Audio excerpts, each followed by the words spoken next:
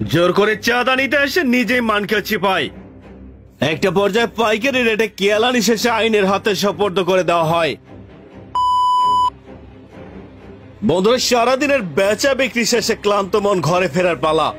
প্রায় প্রতিদিনের মতো সেদিনও ক্যাশ ড্রয়ার খুলে টাকার হিসাব চলছে। ঠিক সেই মুহূর্তে কোন এক অজ্ঞাত চরিত্রের বখাটের ব্যক্তির আগমন ঘটে। একটা পর্যায়ে আতর্কিত ভাবে হাতে থাকা বস্তু দিয়ে জোরপূর্বক বল প্রয়োগ করার চেষ্টা করে।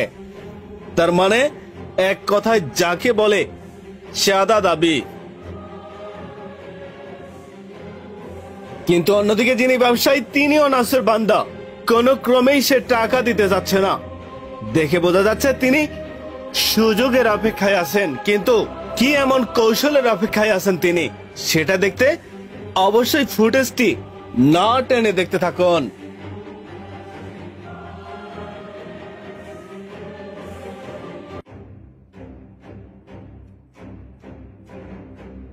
বন্ধুরা, এই সেই কৌশল যা কিনা উপস্থিত বুদ্ধিকে কাজে লাগে কিভাবে একজন চাঁদাবাজকে ধরা যায়। যাক বন্ধুরা, তারপর কি হয় দেখতে থাকুন।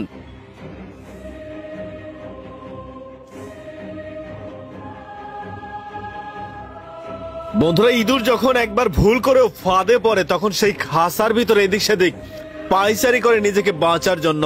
কিন্তু এখানে অজ্ঞাত সেই ব্যক্তি বাঘ থেকে বিড়ালের ভূমিকায় আচরণ করছে। বিপদ কারে কয় যা হারে হারে টের পাচ্ছে। কিন্তু চেষ্টা করছে কিভাবে এখান থেকে বের হওয়া যায়। অন্যদিকে যিনি ব্যবসায়ী বা দোকানদার, তিনি বাহির থেকে শাটারের তালা মেরে জনবল শক্ত করার জন্য লোকবলের সংখ্যা বাড়াতে অপেক্ষা করছে।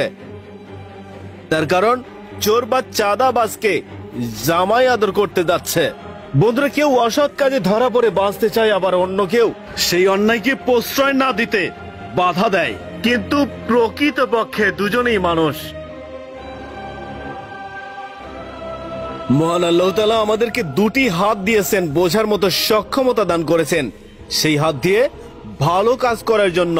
অথচ আমরা মানুষ হয়ে মানুষের সমাজে পশুর ন্যায় আচরণ করি। সত্যকে মিথ্যা আর মিথ্যাকে সত্য বানাতে আমরা কতই না এক্সপার্ট। আর এর ফলাফল জনপ্রকাশে না পেলেও মহান আল্লাহ তাআলা পরপারে ঠিকই এর বিচারের কাঠগড়ায় দাঁড় করাবেন, যা কিনা বাস্তবে এই মুহূর্তে প্রমাণ পাচ্ছে। কথায় আছে, চোরের 10 দিন তো গেরস্তের 1 দিন। ঠিক এখানে সেটাই ঘটতে যাচ্ছে।